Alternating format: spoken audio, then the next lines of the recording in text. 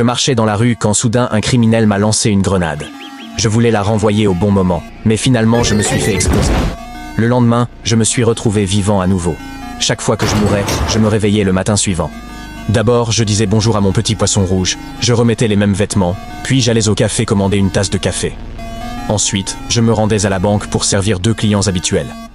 Enfin, j'attendais que les braqueurs viennent cambrioler la banque. Après que les braqueurs aient tiré 2 coups de feu au plafond, le garde de sécurité enlevait habilement sa ceinture et se rendait. Puis il s'allongeait par terre et discutait avec moi de ce qu'on allait manger à midi. Nous étions depuis longtemps habitués à tout cela, car nous n'étions pas de vraies personnes, mais des PNJ dans un jeu appelé Freedom City. Notre existence n'avait qu'un but, aider les joueurs à accomplir leur quête. Ceux qui portaient des lunettes de soleil étaient les vrais joueurs. Ils pouvaient faire tout ce qu'ils voulaient dans Freedom City. À l'inverse, ceux qui n'en portaient pas étaient des PNJ. Nous ne pouvions agir qu'en suivant le programme. Et moi, j'en fais partie. Mais aujourd'hui, un incident inattendu s'est produit.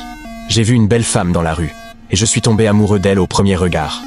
Je la fixais intensément lorsqu'un ami a interrompu ma rêverie, car elle portait des lunettes de soleil. Nous n'avions donc pas le droit de l'approcher. Mais je n'ai pas écouté les conseils de mon ami, et j'ai insisté pour dévier de ma route programmée. J'ai couru après elle pour lui demander ses coordonnées.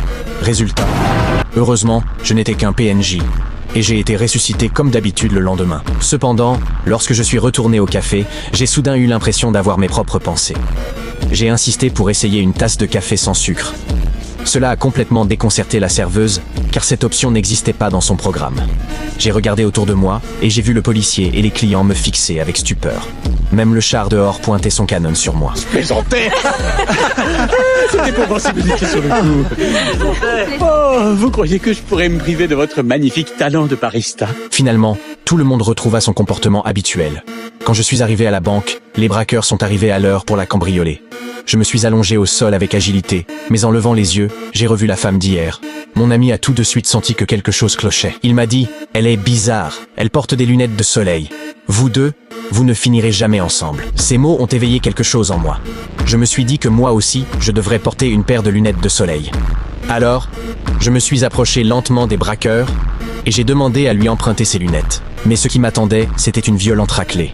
Alors que la femme que j'aimais s'apprêtait à s'en aller, je me suis relevé d'un bond et j'ai riposté.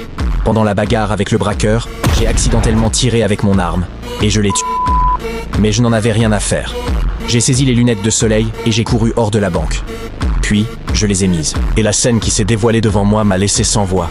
C'était un monde totalement nouveau. Un monde que je n'avais encore jamais vu.